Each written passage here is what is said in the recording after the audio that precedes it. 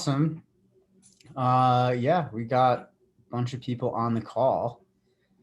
This is great. Today, Zoe is going to lead us in a talk about why environmentalism and sustainability is important for trail runners. Is that kind of like a good way to introduce the topic? Yeah, I think so. It's a little limiting. You kind of cringed a little. I just talked about how much I dislike the word sustainability. That's why I said it. Yeah. I wanted to facilitate a passionate conversation. Immediately get my hackles up. Yeah, I kind of did. I knew that it would. Cool. Yeah. So I don't know maybe how long this will be, but yeah, we're gonna do more of a talk today than I guess a chat. But we would encourage you guys to ask questions. Ask questions. Use the chat box. If you want to speak, I would encourage it. Because I love to hear from you guys in addition to the chat box. To me, that makes these calls feel like real calls, rather than talks. And to be completely honest, at a certain point, I just like run out of breath. Like I get fully winded just from talking. Well, you are a lengthy speaker. I am a lengthy speaker. You have a lot of speaking stamina. Go into every sentence like, gotta tempo this. Yeah. There is no easy effort when I start talking. No. Bowie, no. Sorry. Bowie's excited because she's getting treats. No, I put the treats on standby next to the computer just in case she gets into something she shouldn't, and then I can distract her with the treat. And it's highly likely that she will get into something she shouldn't. Almost certainly. Yeah. Hold on. On that note, we're going to Bowie-proof our immediate surroundings. We'll probably get these out of the way. She's been like building a nest under my desk. It looks like, I don't know, the kind of nest like a velociraptor would build. Like there's like just disintegrated like toy body parts and like some spring goo wrappers, a disembodied taco toy. She'll get into stuff that I wouldn't even think any dog would get into. The other day I came home from my run to see that the Microcosm hats I had boxed up and prepared to ship were utterly destroyed by her. I was very happy. So if there was a slight delay in receiving your merchandise, that is because Bowie straight up ate it. Yes, and now we have a lower stock than we thought, which is always helpful. Bowie is helping us with like the supply side of things, decreasing supply, increasing demand.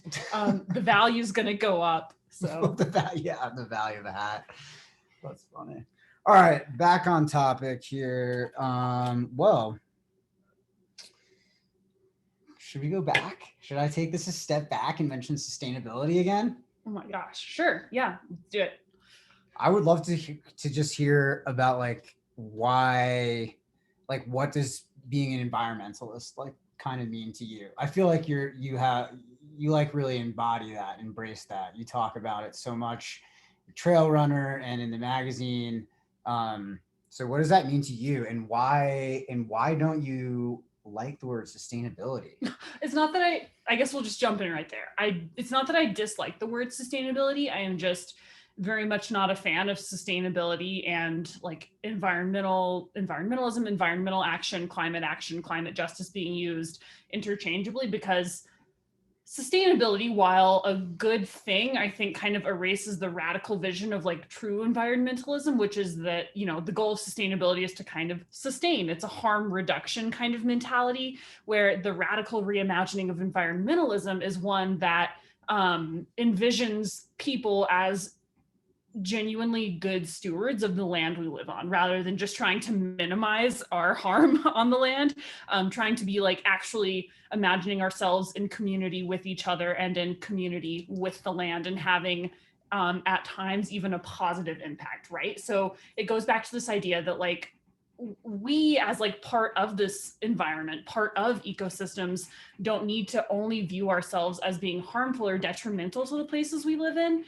which is kind of the vision that sustainability takes, right? And I would lump into that categories of things like, anytime you're like, kind of like green consumerism, even good faith attempts to, reduce harm, like recycling. Like some of these things are good, but they're just, I think that they aren't a big enough vision of how we can relate to the environment, how we can relate to landscapes, ourselves, each other within that. And so I'm just not a huge fan of it, because I think that, humans are good. Like we're part of this thing, and so I just feel like the goal of sustaining and sustainability just feels like it sets the bar too low Whoa. for how I feel like we could be living. I want to just stop you for a second, because that was a lot to unpack, at least for me, who's not an expert in these things. And there's just something that kind of, I don't know, just like stuck out to me, is that like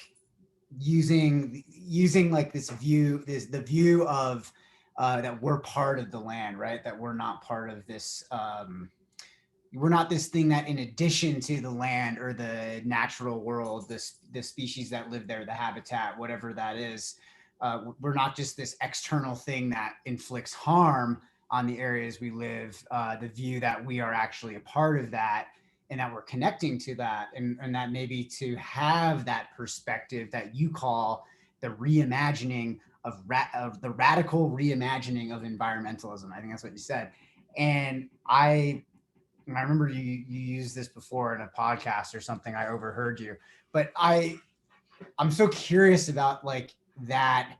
And I think, for all the runners who are out there, how do we really connect and understand the importance of these issues? It goes back to at least for me, like spending time outside in these outdoor spaces, right? Like that's where I first like connect to the natural world, and feel like there's that actual connection where, you're one with your surroundings, that there's a oneness to that space, that you're not just like an intruder there or something that is doing harm to those areas. I'm just curious, like, if you share that perspective, if that's what you mean, like, how are you connecting with the land? Yeah, and I actually, I think that, fundamentally, I think viewing people as the problem is in of itself a problem, right? Like when you examine particularly Indigenous history and Indigenous land stewardship, Indigenous land practices, people were living on this planet in community, in civilizations for so long in a way that was, healthy, fulfilling, sustainable, like all these positive things. To no detriment to the land, right? Like there are ways to do it correctly, and framing it as if humans and nature are like somehow not the same thing, I think is at its core racist. It is committing indigenous erasure. It is rewriting history as if humans had not lived in community with ecosystems for millennia. So people aren't the problem. People's systems and people's issues are the problem. Like there are ways to live that are healthy, productive, sustainable, all these good things. There are ways to be land stewards. People did that for a very long time until we started making some critical mistakes. So I'm always like, very much, again, I just think that any kind of vision that portrays humans and nature as being like at odds with one another, again, is committing indigenous erasure and just isn't the whole picture. And again, like we are from this thing, nature, we are of this thing. And to quote Rachel Carson, she says that man's biggest mistake is thinking that we are separate from nature and that we have control over it. And I really think that's where we went wrong, right? Is imagining ourselves as being fundamentally different from, separate, above, in conflict with this force that we are inextricably part of, rather than knowing ourselves as part of it. I think it's that all of that is so interesting. Yeah, some things that just really stood out to me, the fact that humanity and humans, we are and we have been a part of nature, working in a symbiotic relationship with nature for a lot longer than we've kind of had this other view where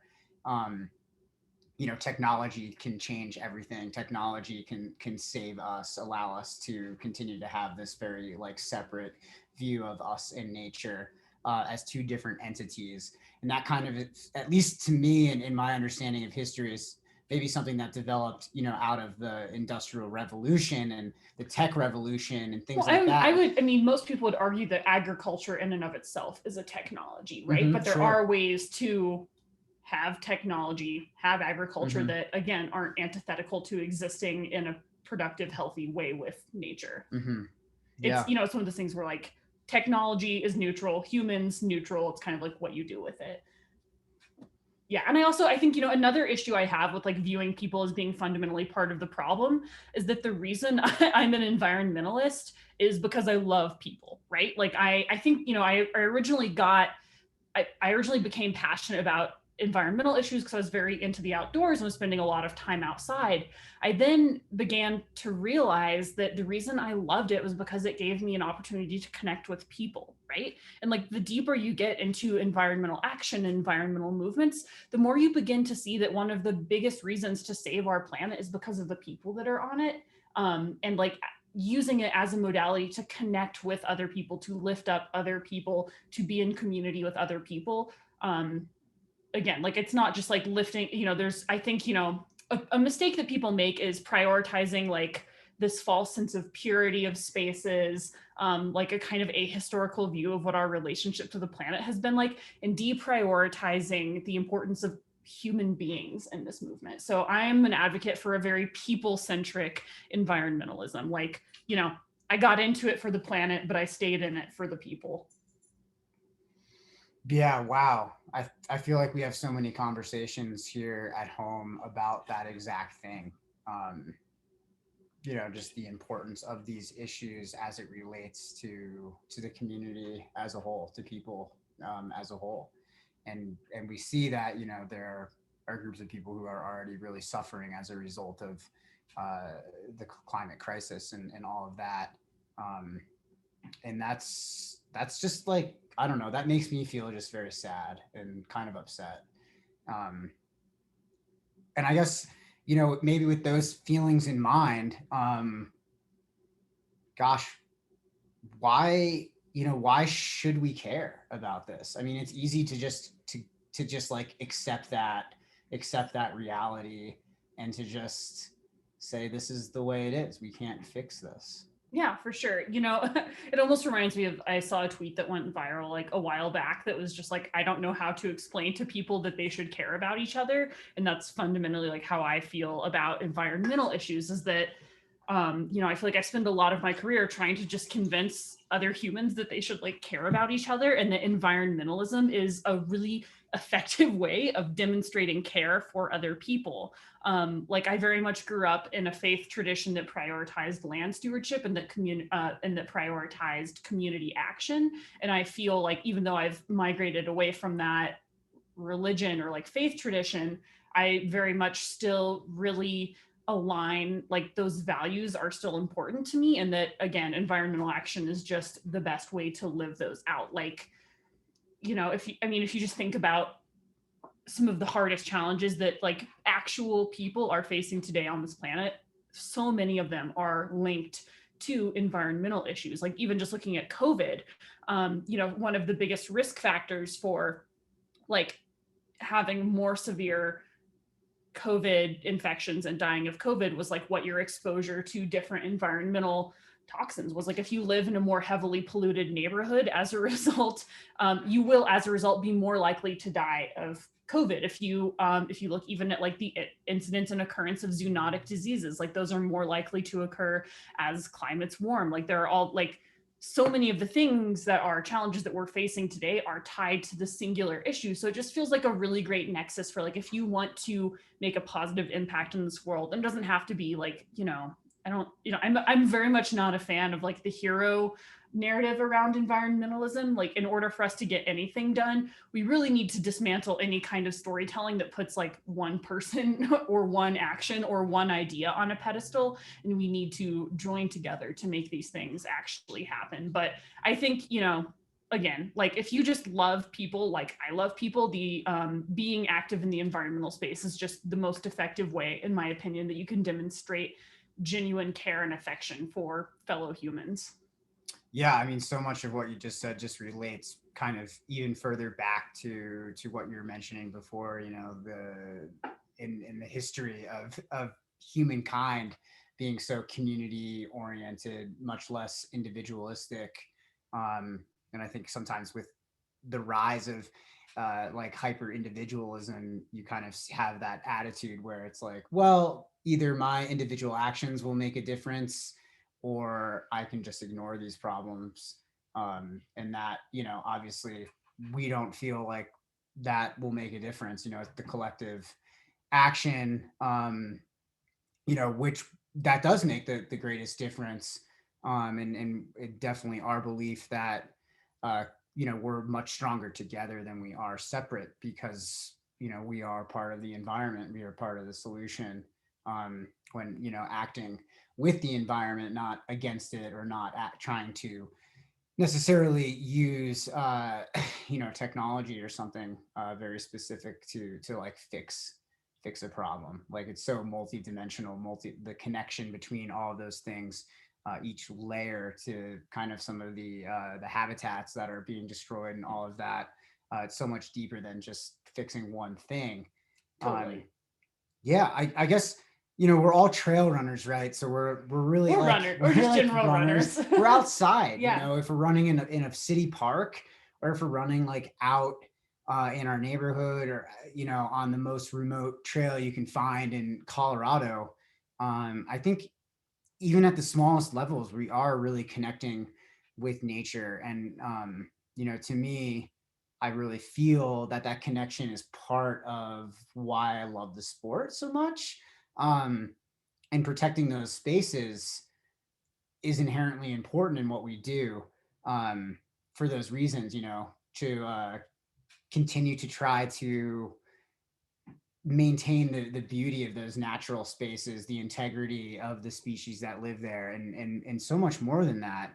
Um, I guess for me, that's why I feel like these issues are important. But I'm curious, as you know, what you tell your readers or your listeners is why this is specifically important for trail runners. Yeah, you know, a lot of times when I write about the environment for trail runner, the critique I get is like, this isn't relevant to trail running, or like, why does the environment matter to trail runners? I'm like, where the hell are you? Like, where are you running? What air are you breathing? What water are you drinking? Oh, you have a treadmill in your basement? Congratulations. That's a land use issue. That's also the environment. You know, like there is no aspect of the sport that isn't intrinsically, deeply, profoundly tied to issues around the environment, land use, environmental and climate justice. Like, it is all so relevant. Like, I always like to joke, like, you know, when we got those pictures from the Perseverance rover up on Mars, I don't know if y'all saw that landscape, but like, this is definitely our best bet, planetarily speaking, for adequate trail running. There is no planet B. Trail Run Project Mars is not going to be that sweet. So we very much need to protect what we have going on right now.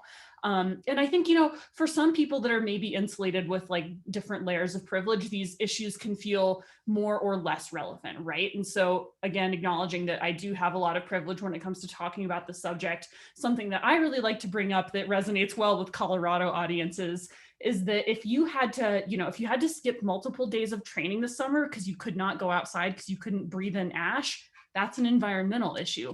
If you were signed up for Hard Rock and that was canceled because of a 400-year avalanche cycle, climate issue. Or it was canceled because of a zoonotic disease, climate issue. If it was canceled because of wildfire, climate issue. There are races happening today in our country, in our state, in our backyard that are fundamentally different because of climate issues, right? Like, there were days where it was barely safe for us to walk our dog because it was literally raining ash on our town, right? So it's very hard to feel like this issue is far away or not relevant to your life when you're like, you know, I have to be careful taking my dog out because he's going to track ash all in our apartment.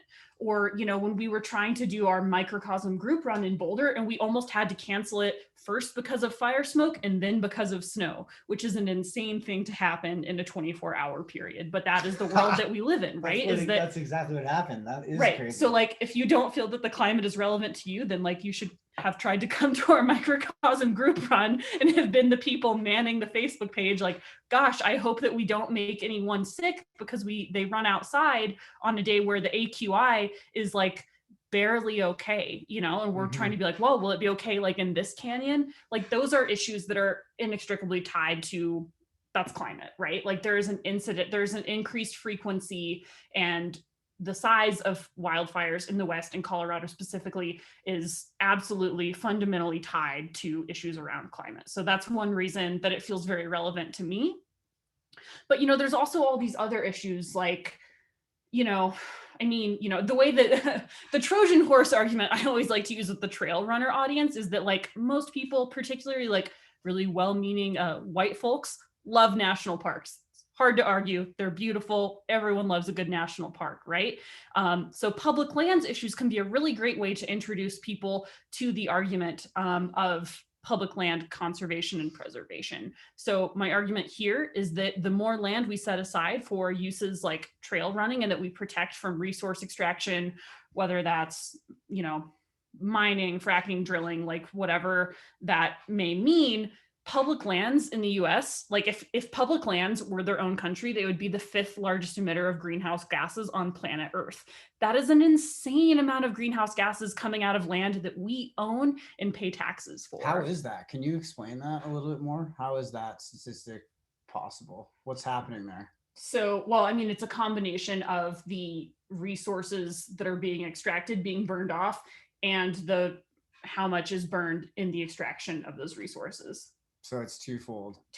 Okay, that's very interesting. I think a lot of people don't think about that. I certainly haven't thought about that until I heard it from you a couple months back when you told me about that statistic, and I was like, top 5 emitter. That's unbelievable. Yeah, like it's like the U.S., China, Russia, Canada, and then it would be like U.S. public lands, which is just like, that's a ton of resources on land that we technically pay taxes for and technically belongs to us. And I would prefer that those resources stay in the ground and not be burned against my own best interest as someone that likes to run outside, breathe air, and drink water.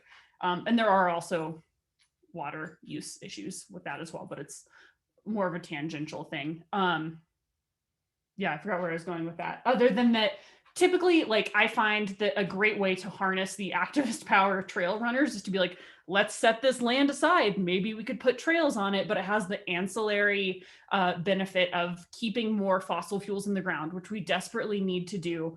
And that will benefit, the quality of life of people who may or may not ever even be interested in trail running at all. Mm-hmm. That's very true.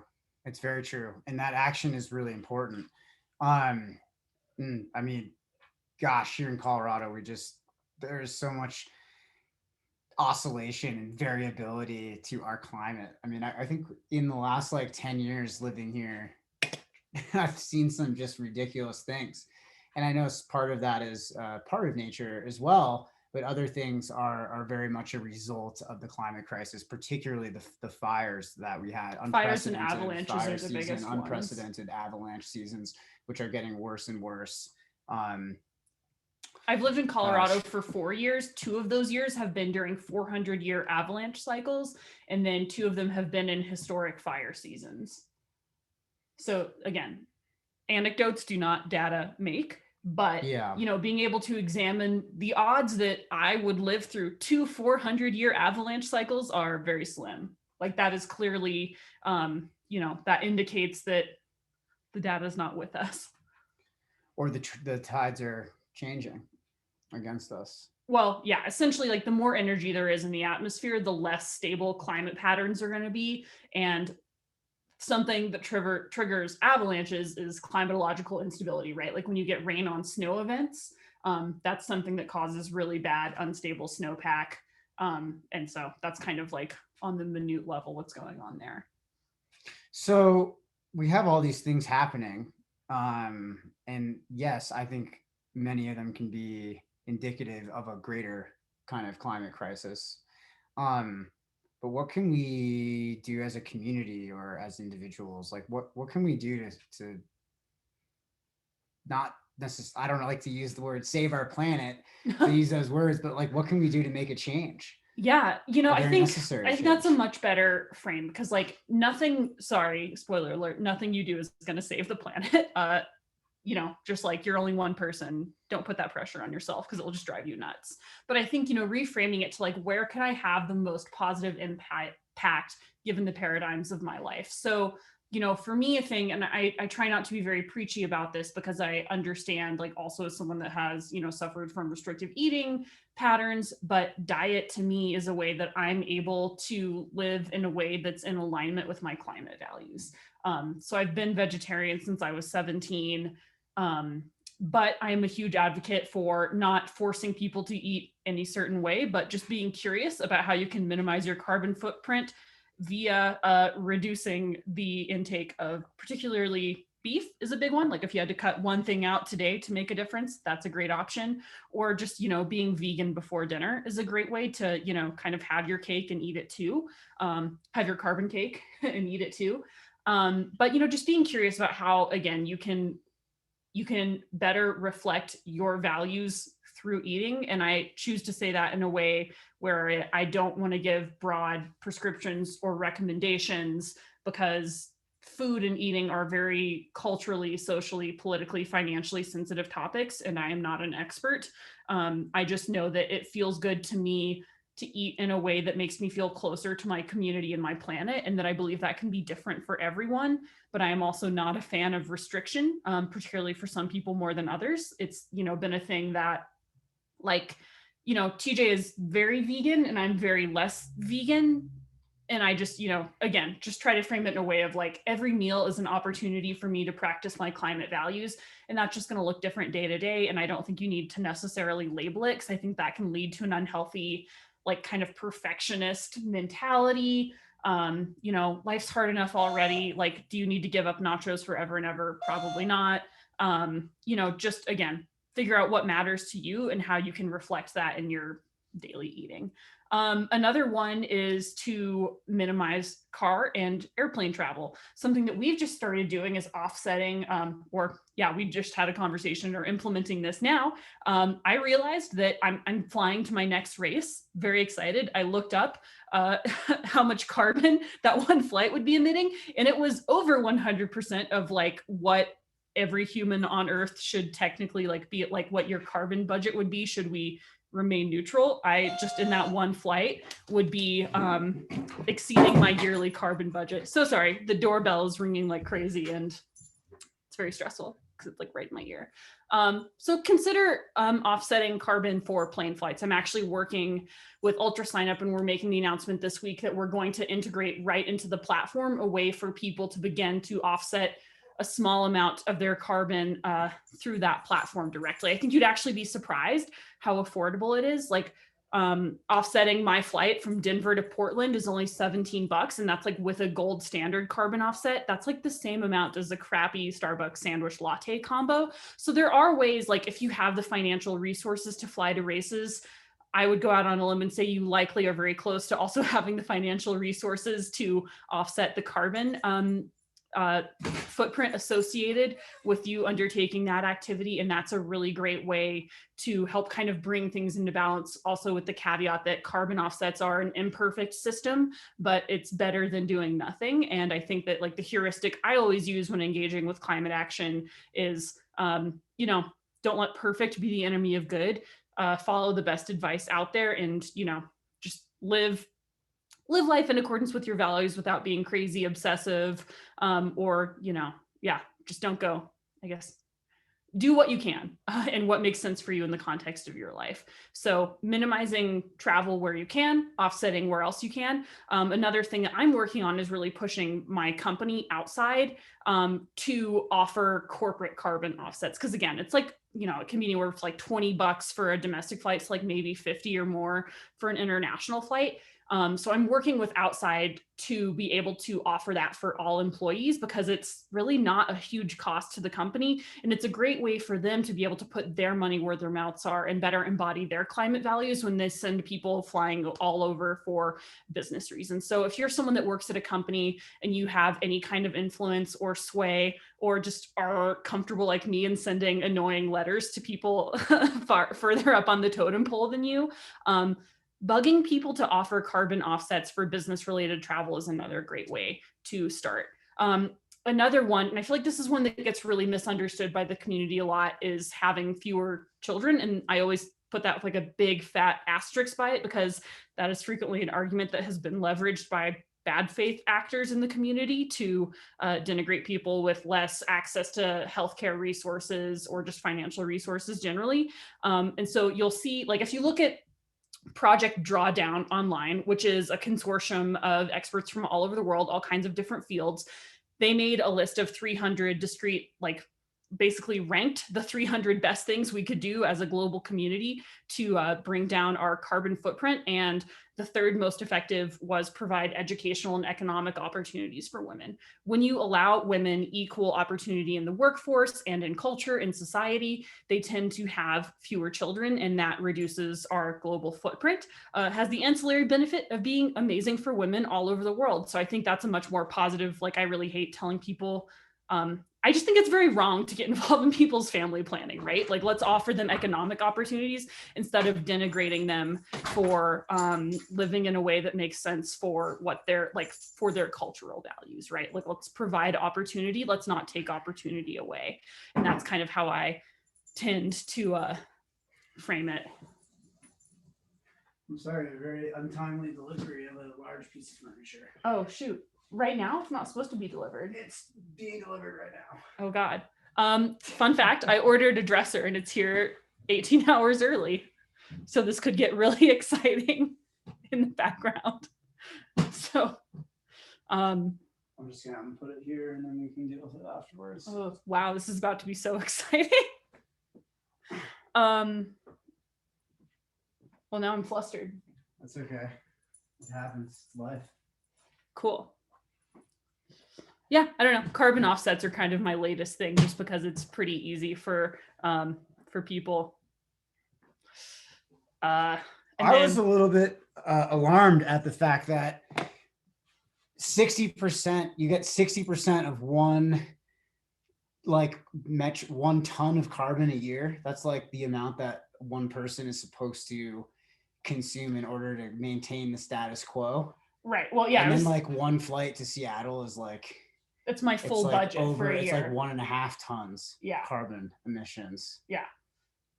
Yeah. Flying is very tough on the environment. And I think it just goes to show that, like, you know, even when you're not necessarily living like the jet setting lifestyle, you can, it's very easy to live. I mean, objectively, like, I live outside of my means as a global citizen. And so I'm really trying to bring a new sense of equilibrium to how I'm living in a way that also feels relevant to trail running. Yeah, I've been really starting at least to take, to try to, I guess, take more action that reflects, my values. But I've really been trying to think about just racing much more locally, adventuring much more locally.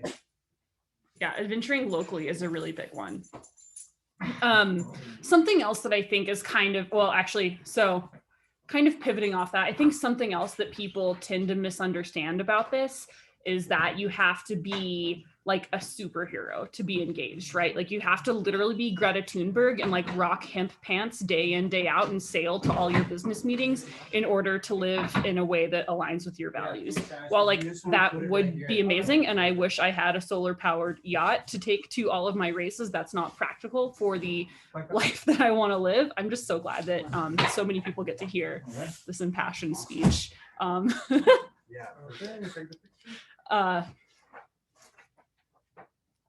that's just not true. And I think that, a big thing that people mistake is like, again, you don't need to be perfect in order to make a difference, because if your goal is to be perfect, you will drive yourself crazy. And at the end of the day, my emissions could fall to 0 tomorrow and it literally wouldn't matter at all, right? Like, it's between 7 and 9 companies emit like 90% of all pollution. So minimizing my impact, while a good thing and something I strive for, will not meaningfully make a difference in the course of the world. So your time and energy is best spent like not, worrying about like timing your showers or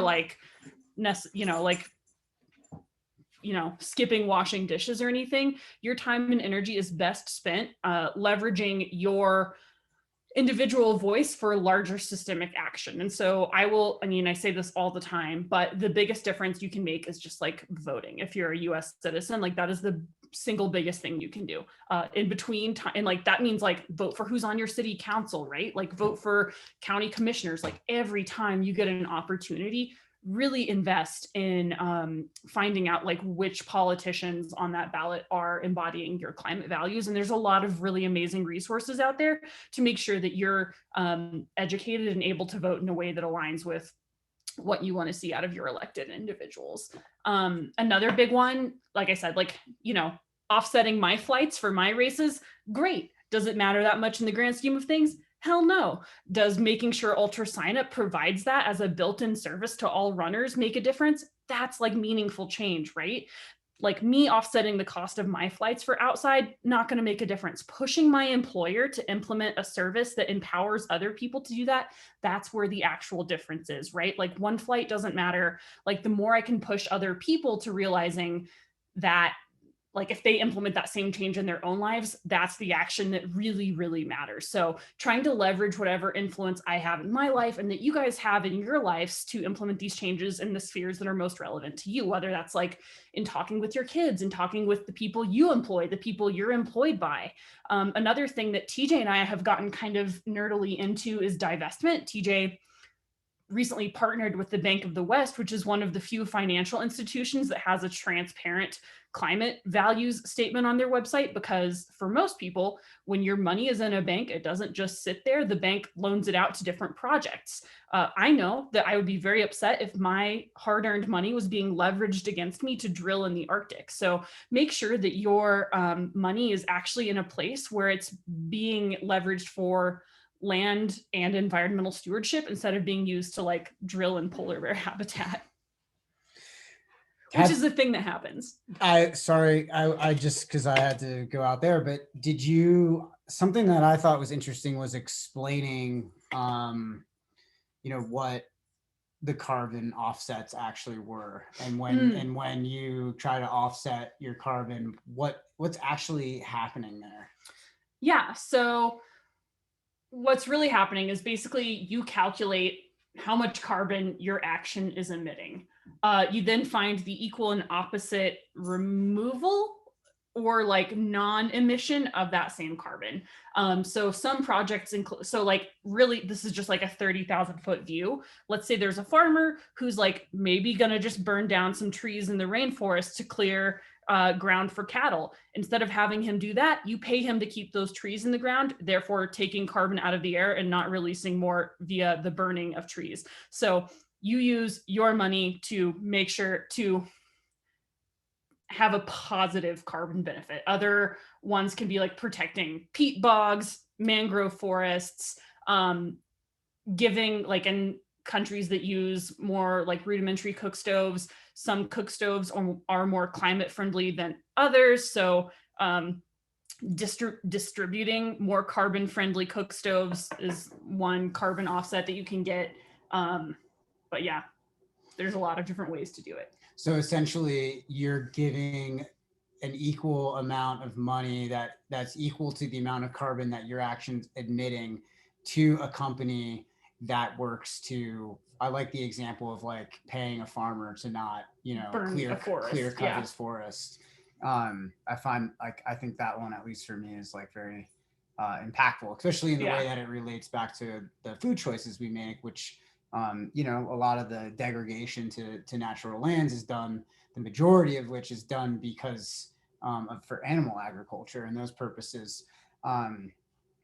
Yeah, so I know that you talked about the carbon offsets, you talked about divestment, which is huge, right? It's like, because it costs no money, right? How can small actions have really big impacts, like who you vote for?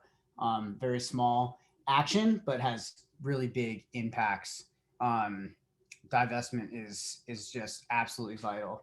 Can't have your money sitting in a savings account that's being used to drill out the Arctic. Yeah. That's one that I think, you know, we've recently, sometimes in the like very nerdy quarters of the internet where I like to hang out, there's a lot of criticism of divestment as not being maybe as meaningful a tool of climate action as it's always touted to be. And I think there's a point to that. However, when you look at like the most recent like lease failure at the Arctic Wildlife National Refuge, because citizens and particularly indigenous leaders and communities put so much pressure on big banks and big oil companies not to drill, in the Arctic National Wildlife Refuge, none did, right? Like the lease failure was a huge flop, and that is entirely because of grassroots efforts and because big banks like, you know, big financial institutions and big corporations like BP and Exxon were like, yeah, we really don't want the bad press of being the people to drill in this like pristine wildlife refuge. So thanks, but no thanks. Yeah. Wow. That piece in the New Yorker, I think it came out a year or two ago about how much money plays a role in the climate crisis, was really eye-opening, at least for me, in the power of divestment, particularly, you know, when a bunch of people divest their money from these companies. It says a lot. I mean banks, because the banks are who finance right, like BP and Exxon, even though they have like so much money, they don't have all the money they need to wreak the havoc they would like to wreak. So like, I'll be damned if they get even a cent of my money to, you know, drill or do whatever. Yeah, I mean, honestly, if those projects weren't funded by the banks, it would actually have a very big impact on the crisis at hand. Yeah, and you know, changing impact. And you know, you can even expand your definition of divestment to include more things like within the outdoor industry. You know, I always try to make sure that like the PR agencies that I work with and respond to, I only work with like agencies that have some sort of value statement on their website where they agree to not do work for negative environmental, like for institutions that have a demonstrated negative environmental impact, right? Like, and that's a huge thing. Like, you know, for me, since I have some amount of editorial power and sway in this industry, by not agreeing to lend my platform to people who would leverage it to do bad, like even if, you know, they represent some super sick ski brand, if they also represent like BP or Exxon, I can deprive them of some amount of power and kind of force them to consider like who they're working for, who they're lending their prestige, power, and platform to. And I think that can be really, really powerful. Just making sure the people that you align yourself with are also living out your climate values. Kristen asked a really great questions. Is how do you know who's doing the right thing without being like a journalist? And at least in terms of the divestment stuff, I think that I can't remember the exact name of that article that was in I think it was the New Yorker, but there's other people who do this research for a living and then write about it. And they called out quite a few big banks. The people that are doing it, they're like not doing it in secret. Yeah, Wells Fargo and Chase, like they're not secret about it. You know, I would go so far as to say if a company, and I, you know, this is something like when I've done research on like sustainability and apparel and gear, if they don't have a sustainability mission statement, very easy to find and very easy to read on their website, don't buy from them. You know, if they don't explicitly say like, here's like what we're doing, here's where we want to improve, and here are our third-party accreditations, then I will not work with that company. There is a company, I can't remember who they are right now, that certifies PR institutions as being like, you know, what I was saying, like not being not working with like, but there's a third-party accreditation for like PR and creative agencies that agree not to work for people who like, you know, fund really bad either environmental or social misdoings around the world. And I mean, it does take a little bit of no idea about that. I had no idea there was like even like as a creative person who's worked in advertising for the last, you know, 10 years or whatever. I always think it's really interesting because a lot of times as a copywriter or an art director or a team, you don't get to choose what you work on, you get assigned what you work on.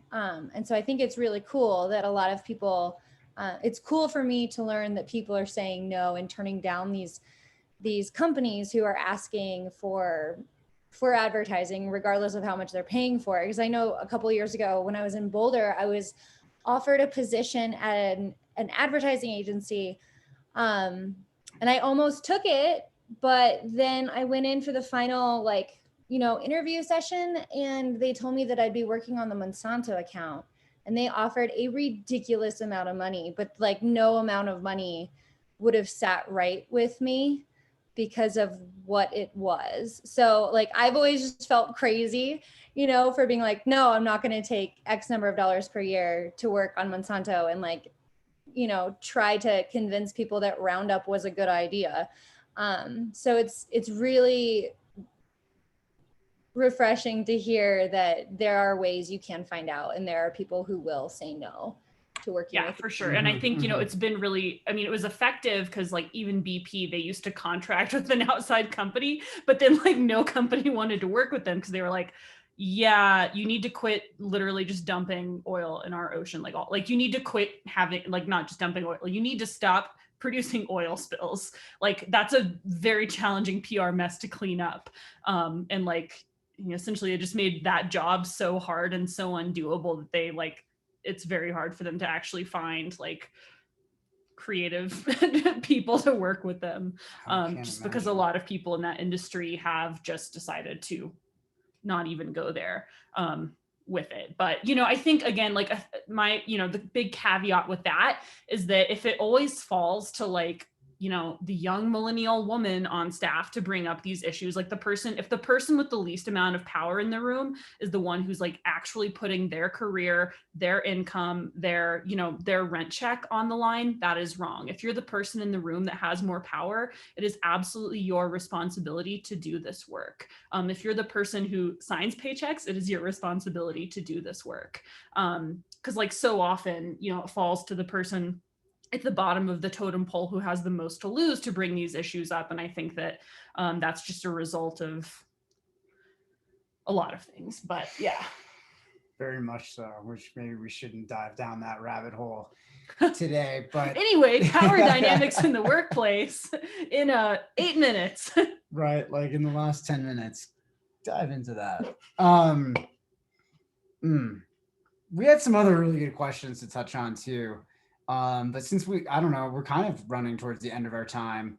I think something that kind of got me thinking more about the environment, just to kind of address, Chris's question a little bit. But something that kind of got me thinking about divestment, thinking about, you know, our individual impacts, and what I was doing, either by voting, you know, flexing my values at the ballot box, or at the store, or with the races I choose and the adventures I do, has kind of been environmental justice for me. I feel like that's been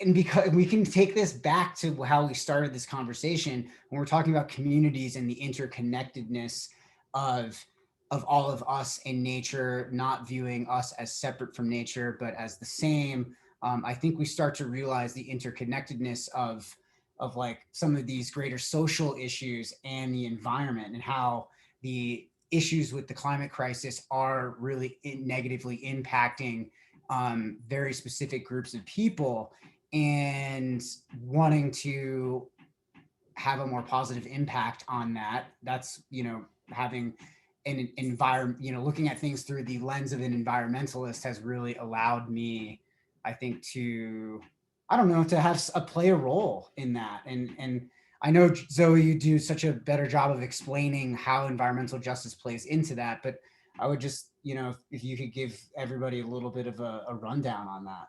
Yeah, you know, again, I wish the environmental movement, if they were hiring a PR person, I wish they would hire me, because I don't think they've done a very good job. Because like when you think about the environment, like how many of us right now are picturing like a skinny polar bear looking sad AF on like a broken ass iceberg, right? And that's like so far, like I don't give a shit about the polar bears. So sorry to all the polar bears listening in the audience. I care about people. I care that people can afford good, nutritious food. I care that people have access to trails. I care that people have access to water and to outdoor spaces. I care that people have access to spaces that have been, you know, the seat of their religious tradition for centuries. I care that people have access to enriching outdoor experiences, places to run, places to grow food, places access to eat food with friends outside. Like that's what I really care about. And environmental justice is a reframing of environmentalism to focus on the communities that environmental degradation affects the worst, the first, and the hardest. People that live along the global equator, people in, basically the golden rule of climate change is the least you do to produce it, the more you're going to be impacted by it. And that sucks. It's so unfair and I hate it. I hate that fundamental truth about the way that the world works right now. And environmental justice is a way of demonstrating love for fellow humans and also the land that we are all sharing together. And so environmental justice is a reorienting of the environmental movement to feature people and voices of color, indigenous communities, the Latinx community, Black communities at the forefront of the movement, because there's been kind of an ahistorical reimagining of this movement to be like a very, you think like John Muir, like in Yosemite, and like his conservation sucks. He kicked Native Americans out of their ancestral home to build a national park. Like that to me is not a true embodiment of my climate or land ethic. A more holistic embodiment would be one that centers the stories and experiences, teachings, science, and understandings of Indigenous people at the forefront of the movement, rather than like as a side tangent. One that centers the experiences of urban people, rather than just imagining this is only something that people that like granola people that live in Boulder experience or know about, right? Like this isn't just about trails. It's about making sure that every human being has a fundamental right of access to clean air, clean water, food, really basic things. And the environmental movement has so far focused on, kind of like Sierra Club hippie issues that just like feel very irrelevant to, I think, a lot of people. And so environmental justice is just bringing to the forefront the fact that while the environment is not racist, human systems that affect how we engage with it certainly are. So if you can tell me what race and income level you are, I can predict exactly how much you get to enjoy clean air, clean water, and access to safe trails. And that is fundamentally wrong. And environmental justice seeks to rectify that by pointing out that there are specific racially associated implications of the systems we live in today. I don't know if that's a very good I think that was really great. Yeah, total. At least for me, I felt like you nailed in a very succinct and very expressive way just how important environmental justice is, the interconnectivity of the climate, and groups of people who are unfortunately on the front lines of the climate crisis and are not equipped to deal with it as a result of a lot of the systems that are in place. Yeah, I'll also say elsewhere. In a lot of ways, like they've definitely not been equipped by our society and culture. But when you look at the history of the environmental movement, people of color and indigenous communities have absolutely been leaders every step of the way. And anytime you aren't centering their experiences and their expertise, you are leaving the most valuable conversation off the table. And we see that so often, which is the worst. Yeah. It's kind of the irony behind right. It's like, this. Being a Prius environmentalist rather than like, understanding that like, an environmental issue isn't just like where you hike. It's where the water treatment facility gets put in your community. It's where the dump gets put. It's where the bus station gets put. It's where they build the highway versus where they build the park. Yeah, sorry, I'm looking through the chat box here with just a couple mentions of some interesting things. Yeah, wow. Gosh, sometimes I am at a loss of words with this kind of subject matter. And it definitely falls a little outside my wheelhouse. Yeah, but again, like this is stuff we talk about a lot and just like really always try to ask ourselves honest questions without, you know, like it can feel like such a bummer, right? Like this is Mhm. maybe not the sexiest topic or always the most inspirational topic, but you have so many without again becoming hyper focused on like what you as an individual can do, you do have a lot of opportunity to just live in a way that, you know, just brings you closer to people around you, to the environment that you live in, and to just practice gratitude and balance for, you know, the fact that we're part of this incredible ecology. We're part of incredible ecosystems, and we get to experience these things both as runners and as climate activists. And I would say that anyone who just does anything ever can be an activist. Like, I'm not here to gatekeep around who is and isn't. You know, I don't think you need to be like, again, full Greta Thunberg to really move the needle on stuff like this. But, you know, again, being able to reorient your energy and focus away from what necessarily you're always doing in your own life, like whatever, straws, short showers, like the fancy toilet with like the 2 flush options. Like, you know, if someone gave me one, I would take it. But, you know, if I have fancy toilet amounts of money, that money is much better spent engaging in political action than on a fancy toilet necessarily. Yeah. Like, lowering my carbon footprint just doesn't matter. Lowering yours doesn't matter. What really matters is like trying to create better policies so that, you know, people can't emit indiscriminately. Yeah. Or systems where, you know, Creating more everyone's equitable emitting systems. less, Yeah. I think is very important. You know, the whole thing with that you mentioned with ultra sign up, you know, Yeah. I think that those kind of systems are actually deeply impactful. And taking maybe a little bit taking away people's choice, you know, like you have to offset to go to sign up for this race. Well, you I'm know, kind of a fan of those kind of I'm a huge fan of policies. taking away choices from some people because, you know, some people don't have choices if they live next to a dump or a bus stop, or like Exactly. they don't get to, you know, choose who's on their city council because they've been politically disenfranchised. So like, yeah, I'm totally fine making a bunch of middle class people like add a couple dollars to their ultra fee because a lot of people don't nearly have the choice that we get to make every single day, you know. Yeah, and there are so many really like ways to take action with all of this. I think that there's so much improvement that can be done, and to me, I know that the subject matter can be difficult. Like coming to terms with maybe what's actually happening on the planet and the climate crisis can be difficult to confront that kind of stuff. You know, I think everybody who's examined the climate crisis, the interconnectivity of our actions and how they affect people of different socioeconomic backgrounds from us, and people who, you know, don't have the privilege that we have to be trail runners. You know, with all of that can definitely create like some guilt, some shame, some just tough feelings to cope with.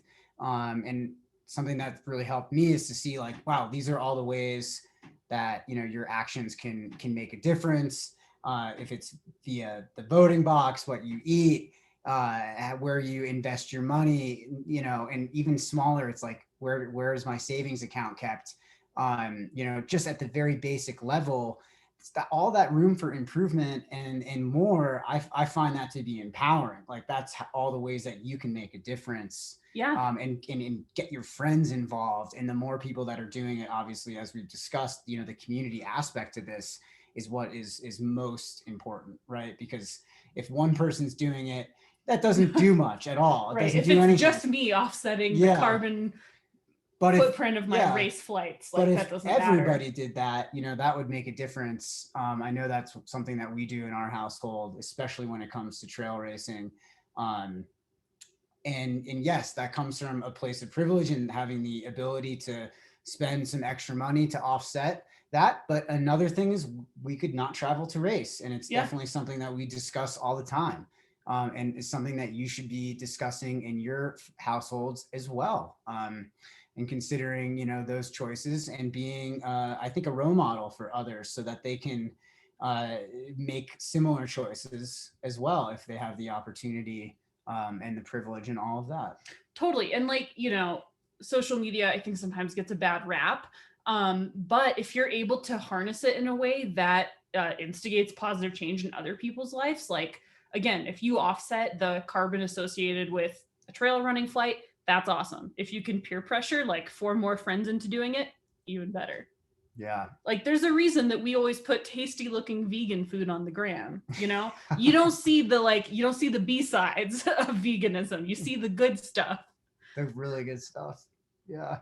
Well, thanks guys. And Simon, thanks man. Thanks for some lighthearted tunes here. I'm definitely going to check those out after this call. I recommend you guys do too. Love it. Pro Earth music. That's awesome. All right. Yeah. Thanks for everybody for tuning in. We're going to do a coach's corner. Yeah. Thanks for enduring an excruciating yeah. furniture delivery in the was background. Very untimely. It's epic. Yeah. That was awesome. I think we worked through it really well. Played it so cool. Friday, coach's corner. Please send questions. We don't have a library of questions anymore because we've done so many of these calls. If we've done the topic before, we'll readdress it. We don't mind talking about things twice or 3 or 4 times. So if you've got questions, you know our email address. Please we'll torch you with us. another rest themed talk. We'll talk about rest again and why it's so important. Yeah. Cool. All right. Thanks guys. Have a great night. We appreciate you being here. Bye.